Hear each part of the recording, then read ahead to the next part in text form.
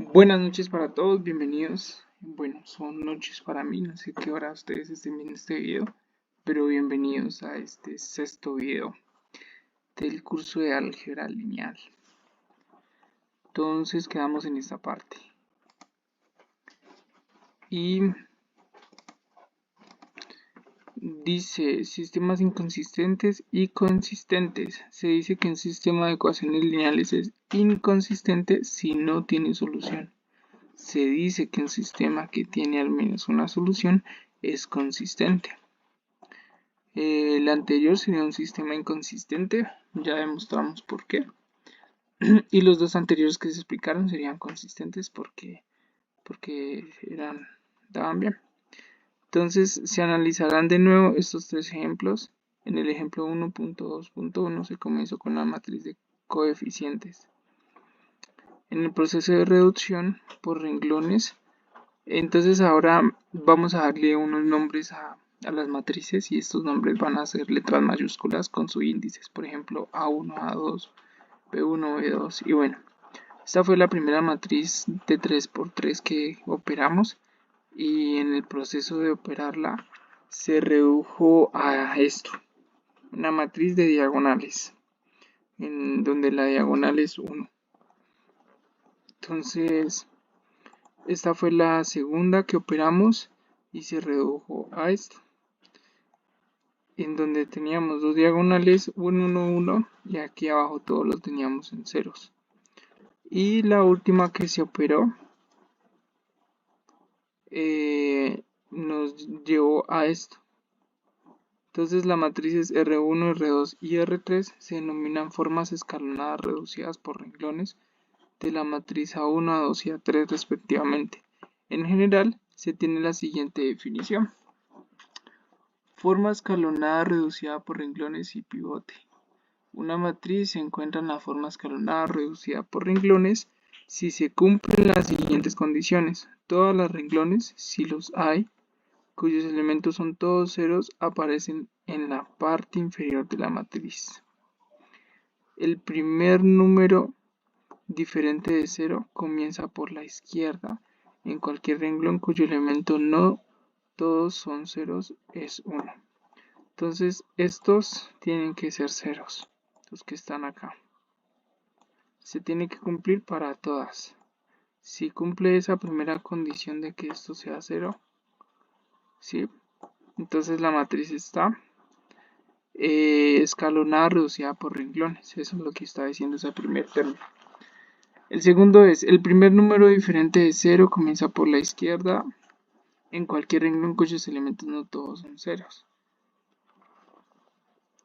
El tercero, si dos renglones sucesivos tienen elementos distintos de cero, entonces el primero en el renglón de abajo está más hacia la derecha que el primer en el renglón de arriba. Y el quinto, cualquier columna que contiene el primero en renglón tiene cero en el resto de sus elementos. El primer número diferente de cero en un renglón, si lo hay, se llama pivote para este renglón.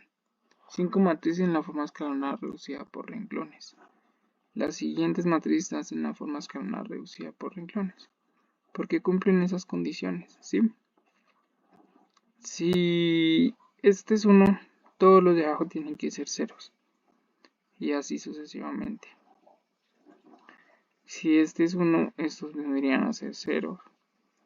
Y si aquí pues ya no hay un 1, hay ceros, todos los de arriba no importa que sean números. Pero este, por ejemplo, este es 1 y este de acá arriba es 0. Y este tiene que ser 0, ¿sí? Entonces eso es lo que dice la forma escalonada reducida por renglones.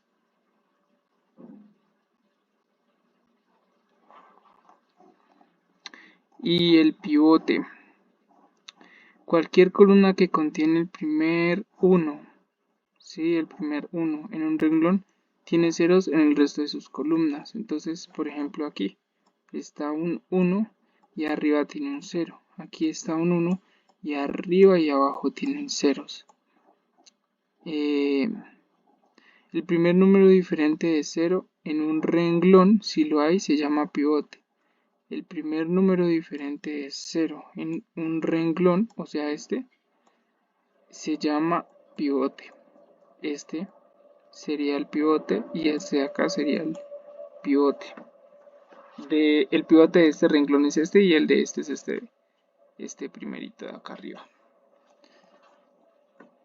Entonces continuemos leyendo y dice, forma escalonada por renglones.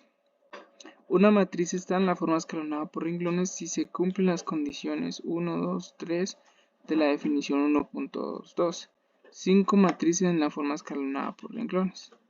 Entonces, la 1, 2, 3, 4 y 5. Todas 5 están en la forma escalonada por renglones.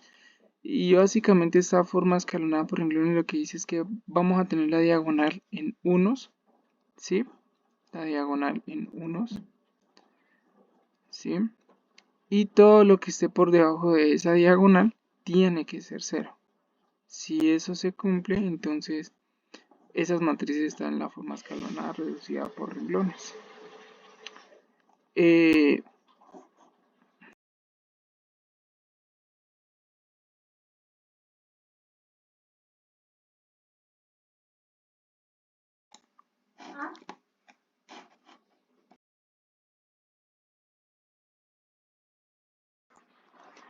Listo, entonces en el siguiente ejemplo se muestra cómo dos matrices en forma escalonada por renglones son equivalentes entre sí. Esta y esta son equivalentes entre sí y ambas están en la forma escalonada por renglones. Y para que esta sea esta, lo único que se hizo fue tomar a R1, esta de aquí, y restarle R2, o sea, esta de aquí. A esta le restamos esta. Bueno, aquí tenemos una nota que dice, por lo general la forma escalonada por renglones de una matriz no es única. Es decir, una matriz puede ser equivalente en sus renglones a más de una matriz en forma escalonada por renglones. La diferencia entre estas dos formas debe ser evidente a partir de los ejemplos. En la forma escalonada por renglones, todos los números debajo del primer renglón son 0. En la forma escalonada reducida por renglones, todos los números abajo y arriba del primer de un renglón son 0. Así, la forma escalonada reducida por renglones es más exclusiva. Esto es, en toda matriz en forma escalonada reducida por renglones se encuentra también la forma escalonada por renglones, pero el inverso no es cierto. Siempre se puede reducir una matriz a la forma escalonada reducida por renglones o a la forma escalonada por renglones realizando operaciones elementales por renglones. Esta reducción se vio al obtener la forma escalonada reducida por renglones en los ejemplos 1.2.1, 1.22 y 1.23. Esto significa que cualquier matriz que sea equivalente por renglones a la matriz A también lo es a la matriz B. Como se vio en los ejemplos, existe una fuerte relación entre la forma escalonada reducida por renglones y la existencia de la solución única para el sistema. En el ejemplo 1.2.1, dicha forma para la matriz de coeficientes, es decir, en las primeras tres columnas de la matriz aumentada, tenía un 1 en cada renglón y existía una solución única. En los ejemplos 1.22, 1.23, la forma escalonada reducida por renglones de la matriz de coeficientes tenía un renglón de ceros y el sistema no tenía solución, no tenía un número infinito de soluciones. Esto siempre es cierto en cualquier sistema de ecuaciones con el mismo número de ecuaciones e incógnitas. Pero antes de estudiar el caso general, se analizará la utilidad de la forma escalonada por renglones de una matriz. Es posible resolver el sistema del ejemplo 1.2.1 reduciendo la matriz de coeficientes a esa forma. Solución de un sistema mediante eliminación gaussiana. Entonces, mediante eliminación gaussiana se hacen las operaciones entre renglones para ir eliminando los primeros dos números de aquí. Después este se convierte en 1, después se elimina este y finalmente tenemos la matriz en su forma reducida por renglones, o sea, después de la diagonal todo está en 0. Hasta aquí este proceso es idéntico al anterior, pero ahora solo se hace 0 el número menos 5, que está debajo del primer en el segundo renglón. Entonces este es otro método, no es el método Gauss-Jordan, sino se llama eliminación gaussiana.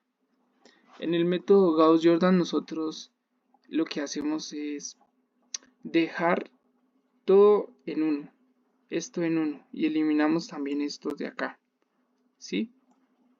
Y eso nos da dos operaciones entre renglones más de las que nos daría utilizar el método de eliminación gaussiana, porque en este método nosotros hacemos esto y con esto ya encontramos un primer valor, que es el valor x3. x3 en este caso tiene el valor de 3.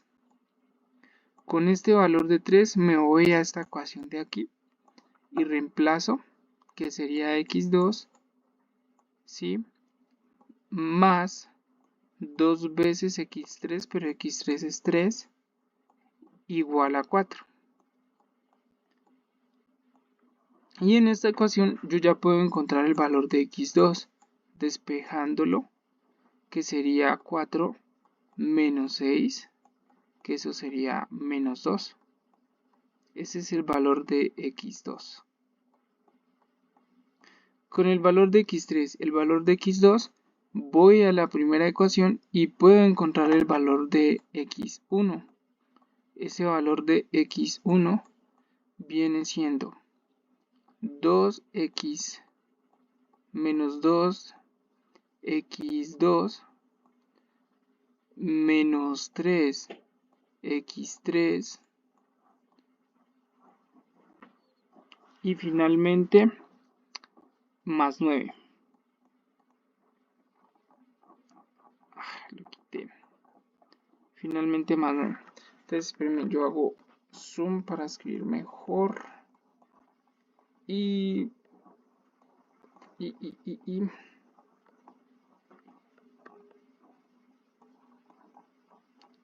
No me deja ver lo que escribí acá. Bueno, este está mejor, porque ya tengo este espacio aquí. Y 9, más 9. ¿Sí? Entonces, reemplazando los valores de x3, que aquí era 3, y x2, que es menos 2, nos quedaría x1 es igual a menos 2 por menos 2, eso nos da más 4, menos 3 por 3, que eso nos da menos 9, más 9, y menos 9 más 9 nos da 0, entonces x1 tiene el valor de 4. Entonces ya tendría el valor de x4, x3 y x2, que sería este vectorcito que nos están dando aquí. x1, 4, que es este, x2 menos 2, que es este, y x3, 3, que es este valor que está acá. Entonces, eso es básicamente lo que están explicando acá. El método de eliminación gaussiana consiste en llevar a la matriz a una forma reducida por renglones y ir reemplazando en términos de las otras ecuaciones los valores que vamos encontrando. Primero encontramos el último valor, lo reemplazamos en la segunda ecuación y encontramos el segundo valor. Y lo reemplazamos los dos en la primera ecuación y encontramos el primer valor. Y así obtenemos la solución del sistema. Ese es el método gaussiano. Entonces aquí nos dan un resumen de en qué consiste el método. Eliminación de Gauss-Jordan. Se reduce por renglón la matriz de coeficientes a la forma escalonada reducida por renglones usando el procedimiento descrito en la página 10. Eliminación gaussiana. Se reduce por renglones la matriz de coeficientes en la forma escalonada por renglones, se despeja el valor de la última incógnita y después se usa la sustitución hacia atrás para las demás incógnitas. Ese es el Gauss-Jordan, que tenemos que sí o sí dejar todo esto en 1 y aquí arriba ceros, y el Gaussiana, que dejamos esto en unos y vamos reemplazando los valores hacia atrás. Estos son dos métodos de solución de matrices, Gauss-Jordan y Gaussiana. ¿Cuál método es más útil? Depende. Al resolver sistemas de ecuaciones en una computadora, se prefiere el método de eliminación gaussiana, porque significa menos operaciones elementales por renglones.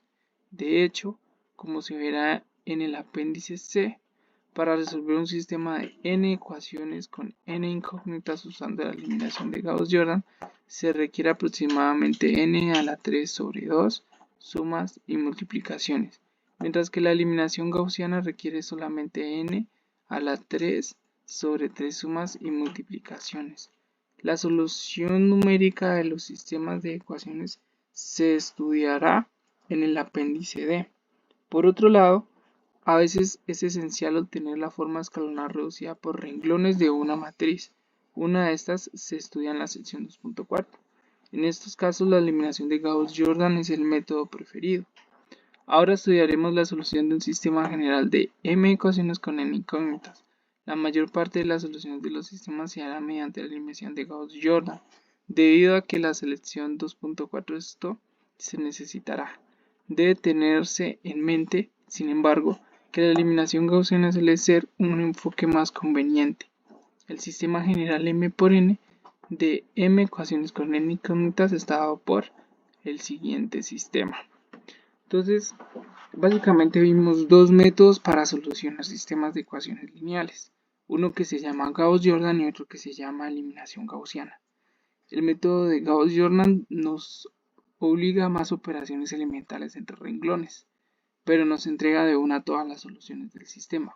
El método gaussiano nos reduce las operaciones elementales entre renglones, pero no nos entrega todas las soluciones y tenemos que devolvernos reemplazando en las ecuaciones hacia atrás para encontrar esas soluciones. ¿Cuál es más conveniente?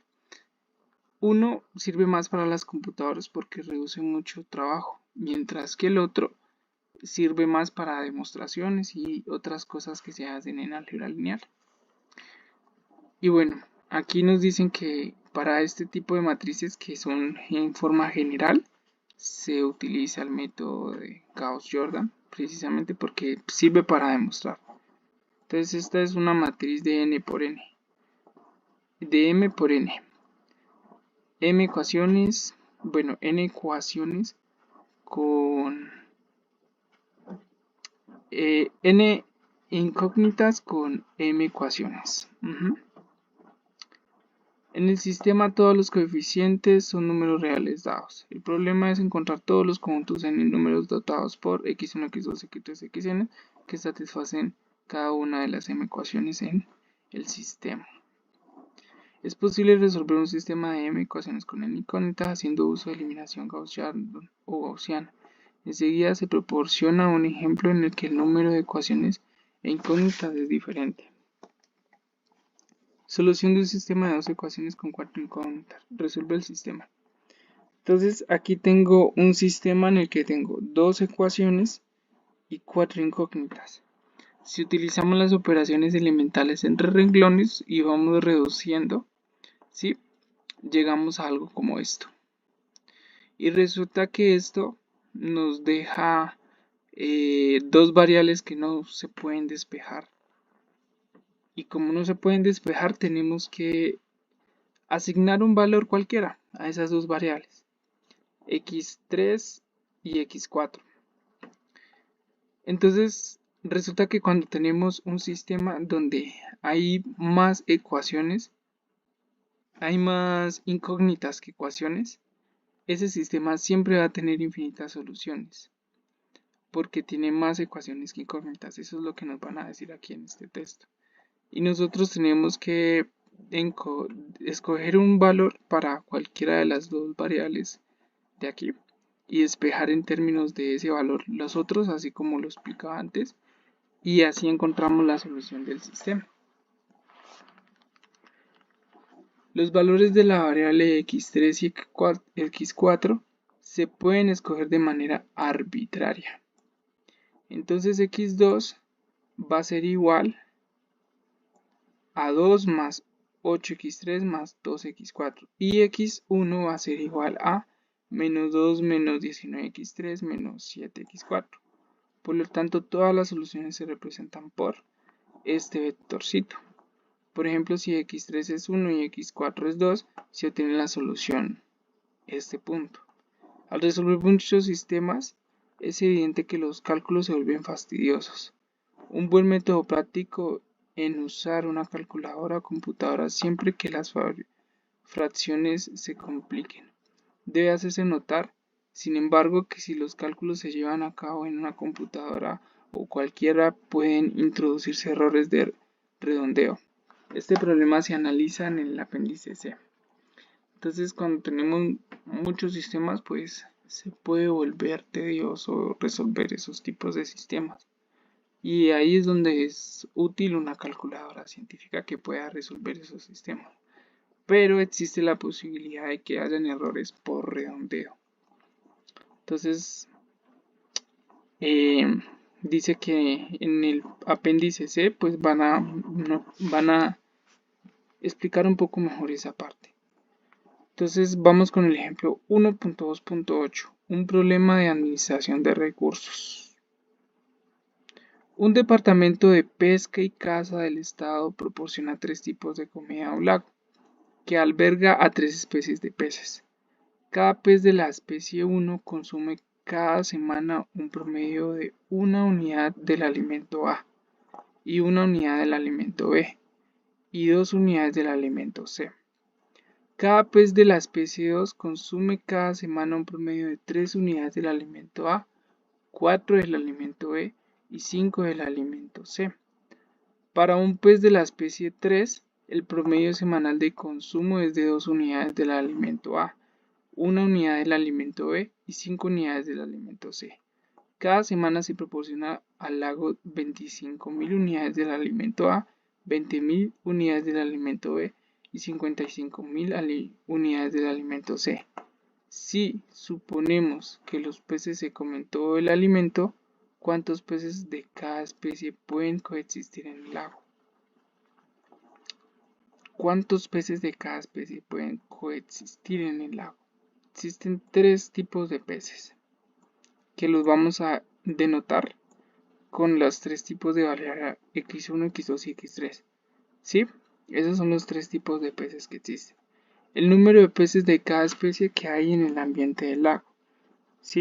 Entonces, si utilizamos la información del problema, se observa que x1 peces de la especie 1 consumen x1 unidades del alimento A. x2 peces de la especie 2 consumen 3 unidades del alimento A. Y x3 peces de la especie 3 consumen 2 unidades del alimento A. Eso es lo que nos está dando el enunciado al comienzo.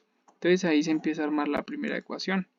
Y la primera ecuación es que consumen un del alimento A, 3 del alimento A y 2 del alimento A. Y eso es igual a 25.000, que es el primer problema que plantea. Cada semana se proporciona al lago 25.000 unidades del alimento A, 20.000 unidades del alimento B. Entonces, para el alimento B, tenemos que el enunciado continúa acá diciendo 4 del alimento B y 5 del alimento C. Entonces sería 4x2, ¿sí? Un x1 y un x3 para el alimento B. Y para el alimento C, 2x1, 5x2 y 5x3. Todo esto sale del problema, de lo que dice el problema. Y así es como armamos nuestra matriz del sistema. Nuestra matriz sería 1, 3, 2, 1, 4, 1, 2, 5, 5. Y estos son los valores que tiene. 25.000, 20.000 y 55.000. Entonces, al utilizar Gauss-Jordan, multiplicamos este por menos 1 y lo sumamos a este, se elimina este. Si multiplicamos este por menos 2 y lo sumamos a este, se elimina este. Y eso es lo que ocurre aquí. Y finalmente, si multiplicamos este si sumamos este con este, se elimina este de acá. Entonces, como se eliminaron todos estos de aquí abajo, ¿sí? Va a resultar que este x3 pues es arbitrario. ¿Qué significa que sea arbitrario? Que yo puedo escoger el que yo quiera. Por lo que dice, por consiguiente, si x3 se elige arbitrariamente, se tiene un número infinito de soluciones dada para el problema. Y entonces yo, para solucionar el problema, tendría el vector, el siguiente vector, que es el que me está explicando aquí el problema. Para x1 tendría 40.000 menos 5x3, y para x2 tendría menos x3 menos 5.000, y x3 es el valor que yo quiera escoger. Simplemente despejamos estas ecuaciones y saldrían las componentes del vector. Por supuesto, se debe tener que x1 sea mayor o igual a 0, x2 mayor o igual a 0, x3 mayor o igual a 0, porque no pueden existir consumos negativos. Esto significa que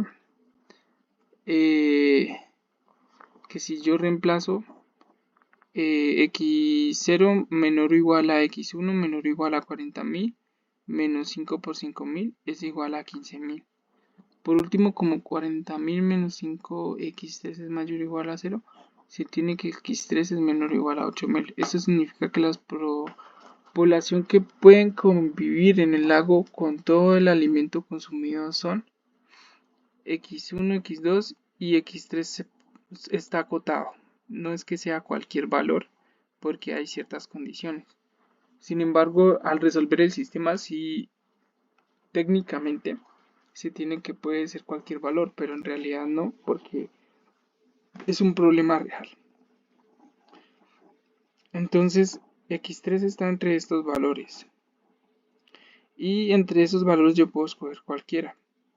Y así puedo despejar en términos de ese valor que escoja a x1 y a x2.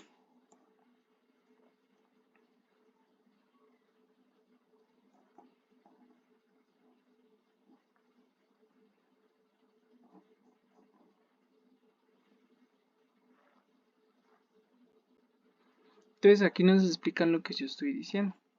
El sistema de ecuaciones tiene un número infinito de soluciones. Sin embargo, el problema de administración de recursos tiene solo un número finito de soluciones porque x1, x2 y x3 deben ser enteros positivos y existen nada más 301 enteros en el intervalo 5.000 y 8.000. Por ejemplo, no puede haber 5.237.578 peces. Y por eso se acota el intervalo de soluciones que puede tener x3. Entonces, cuando son problemas así reales, hay que tener esas condiciones bien claras. Y aquí viene otro problema: análisis de insumos y productos. Los siguientes dos ejemplos muestran la forma en la cual pueden surgir los sistemas de ecuaciones en el modelo económico. El modelo de insumos productos de Leontief. Un modelo que se usa con frecuencia en economía es el modelo de insumos productos de Leontief. Suponga un sistema económico que tiene industrias. Existen dos tipos de demandas en cada industria. La primera, una demanda externa, desde afuera del sistema. Por ejemplo, si el sistema es un país, la demanda externa puede provenir de otro país. Segunda, la demanda que hace una industria a otra industria en el mismo sistema. Por ejemplo, en Estados Unidos la industria automotriz demanda partes de la producción de la industria del acero.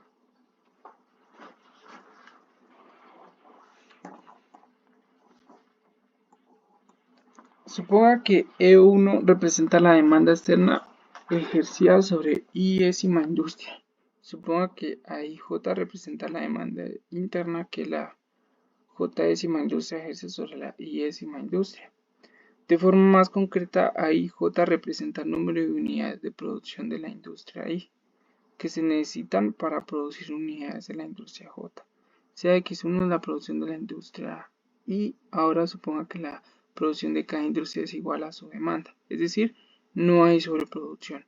La demanda total es igual a la suma de las demandas internas y externas. Por ejemplo, Para calcular la demanda externa de la industria 2 se observa que la industria 1 necesita A21 unidades de producción de la industria 2 para producir una unidad de su propia producción. Si la producción de la industria 1 es X1, entonces A21X1 se trata de la cantidad total que se necesita de la industria 1 y la industria 2. De esa forma, la demanda interna total sobre la industria 2 es A21X1 más A22X2 más A2NXN.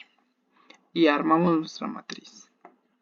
Nuestra matriz que no tiene valores, sino es una matriz n por m. N por n.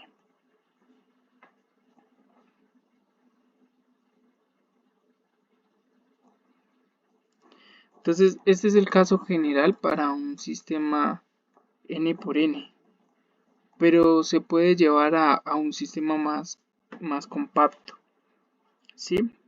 Y por ejemplo, en este sistema que tenemos solo 3 industrias.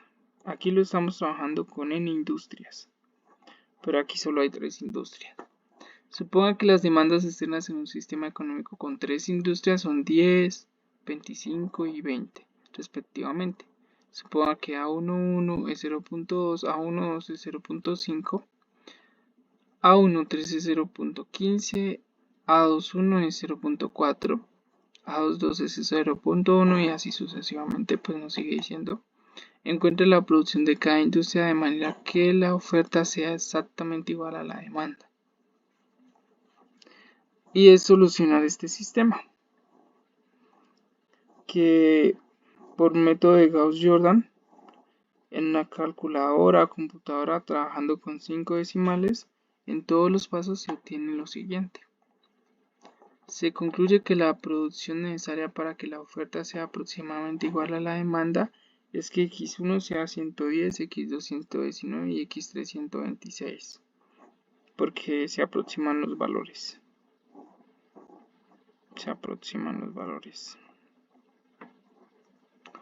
Bueno, y por hoy vamos a dejar ahí. Estos problemas ya son más aplicados y más, ¿cómo se dice? Cuando son más, no se me olvidó.